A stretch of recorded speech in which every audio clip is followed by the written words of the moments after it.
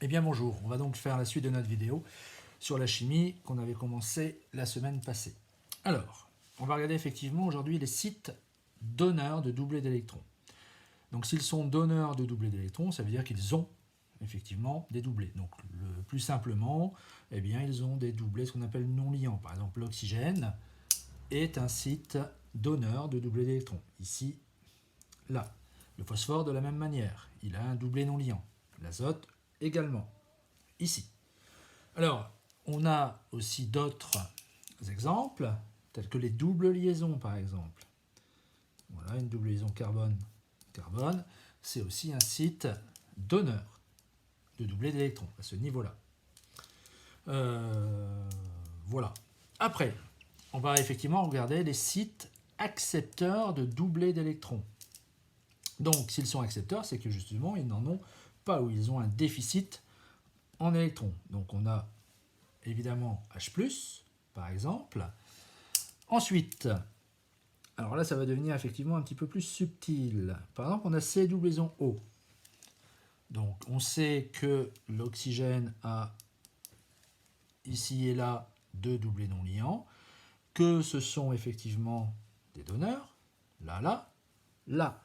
Oui, mais ce carbone qui est là, eh bien lui, effectivement, il sera accepteur de doublés d'électrons. Pourquoi? Parce qu'il a une charge partielle, c'est ce qu'on avait vu la semaine passée, de delta moins, enfin 2 delta plus, pardon, et ici, pour l'oxygène, 2 delta moins. D'accord? Donc ce carbone qui est là est un site accepteur de doublés d'électrons. Alors, on va devoir de la même façon, vous allez plutôt devoir revoir ce qu'on appelle les fonctions chimiques. Par exemple, on prend un ester. La fonction ester, c'est C doublon O, O, et un autre carbone derrière. D'accord? Ou autre avec, voilà. Alors, qu'est-ce qu'on a? Ici, les oxygènes, évidemment, ont deux doublés non liants. Pareil pour celui-ci.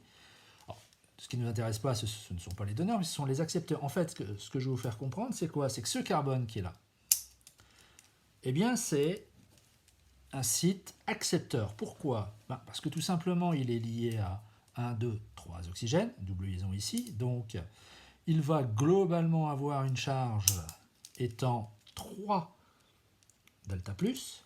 Ici, j'aurai pour l'oxygène 2 delta moins. Et ici, 1 delta moins. D'accord? Donc, ce carbone-là, effectivement, est un site accepteur. D'accord? Ça veut dire que lui, il est en défaut d'électrons. Et donc, je le fais en noir. Voilà. Et ça veut dire que dans les réactions chimiques, eh bien, ce carbone-là est important. C'est une porte ouverte au niveau de la molécule. Ça va être de la même manière. Ça, c'était pour les esters. Voilà. Pour les acides carboxyliques, avec la fonction carboxyle, C, doublon O, OH. On a évidemment la même chose. Ça veut dire que ce carbone qui est là, eh bien, il est un site accepteur. D'accord? Alors, autre exemple, hein, eh bien en fait, ce sera souvent, par exemple, CCl. Qu'est-ce qu'on a vu? On a vu que le chlore était plus électronégatif que le carbone, donc ici, j'aurai un delta plus et le chlore un delta moins. Donc effectivement, le carbone qui est là est un site accepteur. Bien, voilà. Alors maintenant, à quoi tout ça va servir? Le but, eh bien, c'est d'expliquer ce qu'on appelle le mouvement des doublés d'électrons. Lorsque vous avez une réaction chimique, type A grand A plus B grand B, qui donne C grand C plus D grand D, c'est une réaction chimique effectivement générique, eh bien en fait, derrière, il y a ce qu'on appelle le mécanisme réactionnel. C'est quoi le mécanisme réactionnel? Le mécanisme réactionnel va expliquer toutes les étapes au fur et à mesure où on va avoir des cassures de liaison, des apparitions, et donc c'est le cœur de la chimie. Alors, je vais prendre effectivement différents exemples qui sont là. D'accord? Que vous pourrez effectivement recopier. Il n'y a pas de souci. Alors, on va effectivement parler des flèches courbes. C'est quoi une flèche courbe? Une flèche courbe, effectivement, se fait en rouge. Et elle va toujours du site donneur vers le site accepteur. Ça va nous expliquer, en fait, le mouvement des électrons et qu'est-ce qui se passe au niveau des molécules. Où est-ce qu'on attaque? D'accord? Pourquoi c'est ce carbone-là qui va être attaqué, où effectivement on aura une réaction à ce niveau-là. Alors, on y va. On a par exemple HO- plus ce composé-là. Alors, on l'avait déjà dit précédemment, là ici, effectivement, alors là, pour l'instant, je commence très simplement, on va devoir toujours identifier le site donneur et le site accepteur. Là, c'est facile, le site donneur, c'est O, c'est un de ces doublés-là. Le site accepteur, oui, c'est ce carbone-là. De toute façon, il est clairement identifié par un plus. On verra que lorsqu'on a une molécule, ce sera plutôt des charges partielles qui seront des sites accepteurs. Et donc, on fait une flèche courbe, où on a donc une flèche courbe. Évidemment, elle n'est pas droite, vu qu'elle est courbe, d'où son nom. Alors là, attention, on est en train de révolutionner la science. Hop, une flèche courbe, et je montre que H- va venir effectivement se greffer sur ce carbone-là. Donc, qu'est-ce que ça me donne au niveau de la molécule? CH3, CH3, CH3. Je retrouve évidemment le même corps. Et ici, j'ai mon O, H, avec mes deux doublés non liants. D'accord? J'ai bien le mouvement ici. Donc c'est bien un doublé, alors, attention, c'est bien un doublé de l'oxygène qui est parti pour se greffer. Donc c'est un doublé non liant qui est devenu liant. On retrouve effectivement le même raisonnement qu'on avait fait la semaine passée. Bien, donc là c'est le premier cas. Facile, on identifie le site donneur, le site accepteur. On va toujours effectivement du donneur vers l'accepteur selon une flèche courbe.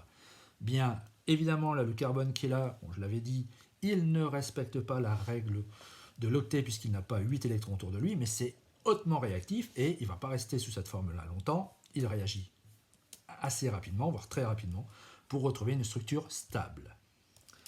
Alors, deuxième cas, ici. Forcément, autre situation. On retrouve toujours notre H-. Très bien, l'H- qui est là, effectivement, a l'oxygène qui est là, 3 doublés non liants. Donc c'est un site donneur. On a identifié le site donneur, c'est lui. On a ce type de molécule-là. Bon, alors effectivement, j'ai un petit peu spoilé l'histoire, c'est que effectivement ici c'est un ester, c'est ce carbone-là qui est notre site accepteur. Et donc, qu'est-ce qu'on a? Donc on y va. On a, je vais prendre par exemple ce doublé-là, alors on prend effectivement un des trois, il n'y a pas de choix particulier. Je fais ma flèche courbe, hop, et je viens là. Qu'est-ce que je vais avoir? Donc je recopie ma molécule, donc je vais recopier par exemple ici. C6H5, C, donc j'ai mon double liaison O, clac, clac, qui est là, O, C2H5, et j'ai mon OH qui vient se greffer ici. Oui, alors, le carbone qui est là, il a combien de liaisons? 1, 2, 3, 4, 5.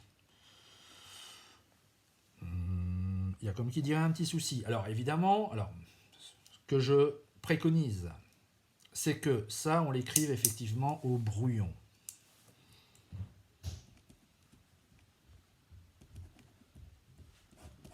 D'accord? Parce qu'on ne va pas écrire en terminales qu'un carbone a 1, 2, 3, 4, 5 liaisons. Ça fait, on va dire, mauvais genre. Donc ça, c'est au brouillon, on ne l'écrit pas. Mais vous allez me dire, bah oui, mais c'est bien H- qui a atterri sur ce carbone-là. Donc, qu'est-ce qui se passe en fait? Il se passe qu'on a une première flèche courbe qui est là, et on va avoir naissance d'une deuxième flèche courbe qui est là, pour satisfaire forcément la règle de l'octet. Et donc, on a C6H5, C. Ici, j'ai mon oxygène, où ce doublé liant va passer en doublé non liant.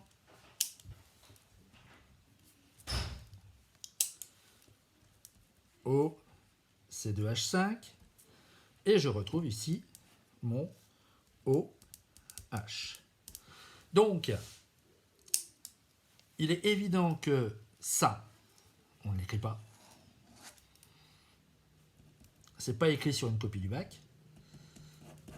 Bon, évidemment, cette année, peut-être qu'il n'y aura pas de bac. Bon, ça, là, je sais pas, on verra. Mais en tout cas, on ne l'écrit pas. Ce qu'on écrit, c'est qu'effectivement, on voit bien qu'il y a une première flèche courbe et on aura une deuxième flèche courbe qui va prendre naissance pour satisfaire la règle de l'octet. D'accord ?